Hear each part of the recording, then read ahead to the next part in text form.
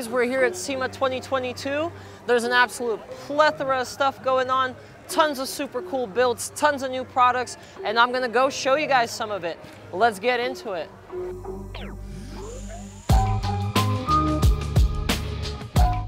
All right, now here we have something that I'm sure all of you guys can drool over. New VB, Seibin's coming out with a plethora of parts for this. So on this car, we have a hood, a grille, a front lip.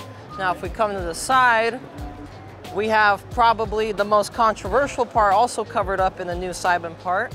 At the back, we have a VASTI styled carbon fiber spoiler. We have a whole giant carbon diffuser. Something they don't have on the car yet, but they will be making is a molded duckbill carbon fiber trunk.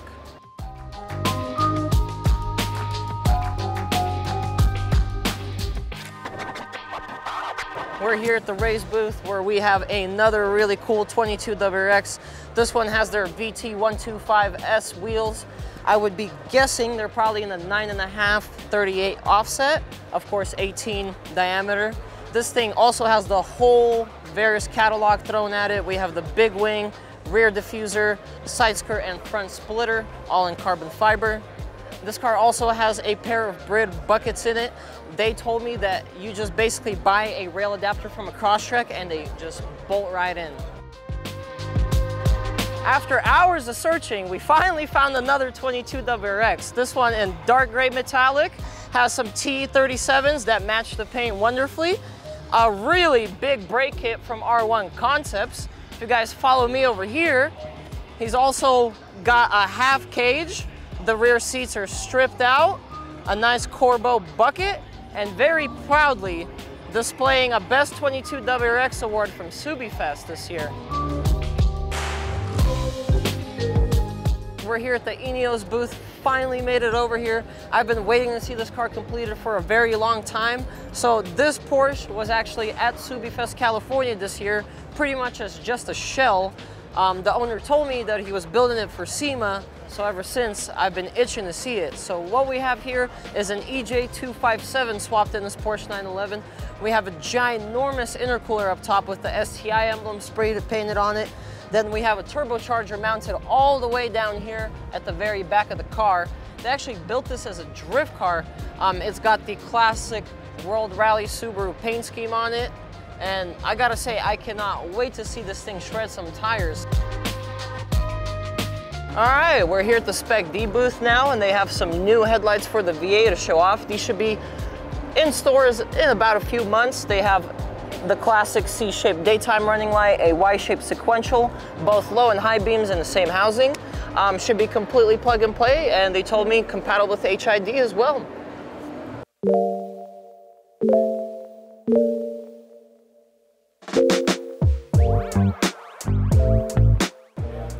All right, we're here at the Cobb booth. They have actually not come to SEMA as a booth form since 2009, and they brought a special present with them, a access port for the new 22WRX. This will work like the good old OG access ports. They actually have two stage 1 maps already available, one for 91 and one for 93 octane. So keep that in mind. We're gonna have them in stock very, very soon, possibly even as soon as this video releases. All right, so along with the access port that they brought for the VBWRX, they also brought a new top mount intercooler for it. This one is massively beefed up over stock. It gets rid of the plastic end tank on the outlet side and should provide some much more better cooling. So if you're picking up an access port and going to stage 1, you might want to consider picking one of these up so you can keep those intake temperatures down. They tell me these should be coming into stock very shortly, so keep your eyes peeled for one of these.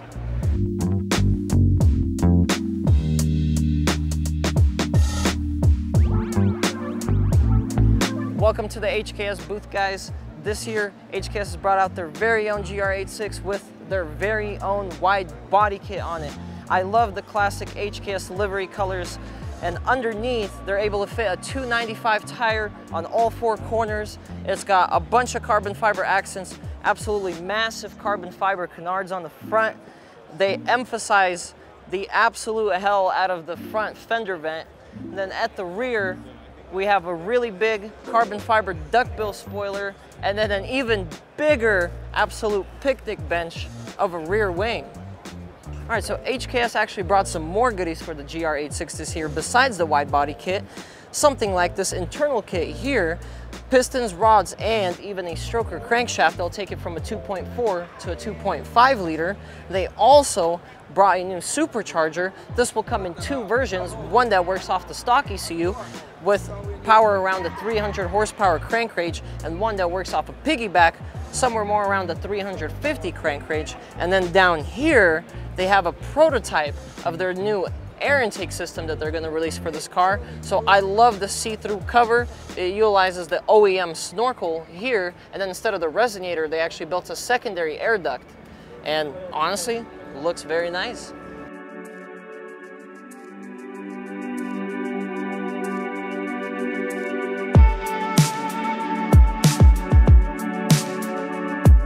Hey guys, now we're at the Toyota booth here at SEMA, and the Supra really caught my eye, mainly because of the paint job, but on closer inspection I noticed that this is actually the new manual Supra. If you guys didn't know, before Toyota only offered the Supra in an automatic, but starting this year, they're going to be offering in a manual.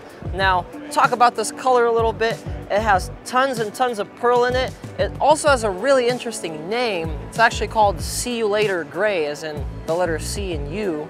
I guess Toyota maybe hired some 18-year-old to name their paint now. Another thing I wanted to point out is the new wheels are actually miles above the two-tone that they originally offered. I always thought those two-tone wheels were interesting, at least. Anyways, if you guys didn't know, the Supra is new to Rally Sport Direct.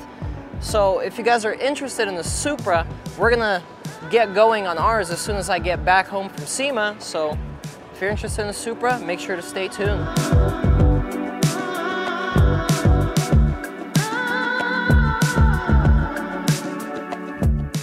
All right, here we have a perfect example of a heavily modified Supra, guys. This thing is absolutely insane. It has a full flex fuel kit, making right around 800 to the wheels. One of the really shiny parts on this thing is the Evolution of Speed intake manifold. It also has a pretty sizable Garrett turbocharger that owner tells me actually just slipped right on.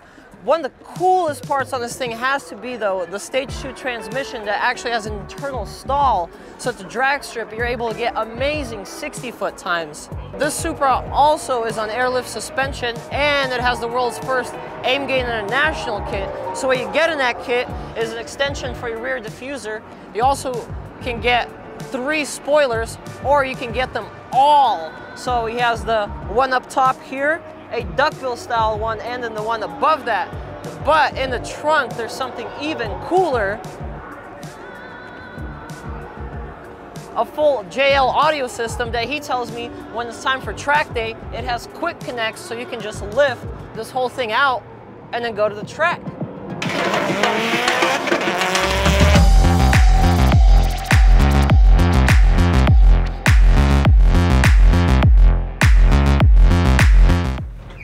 Hey guys, Ernie here.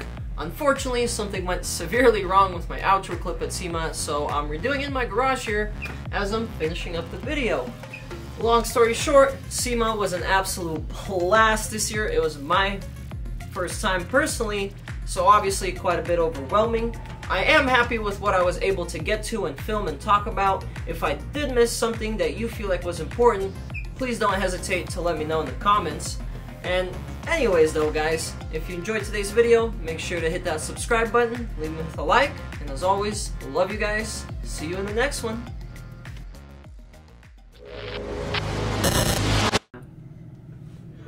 Also, new Supra video comes out this Friday. We got some sick wheels for it, so you guys should probably stay tuned for that.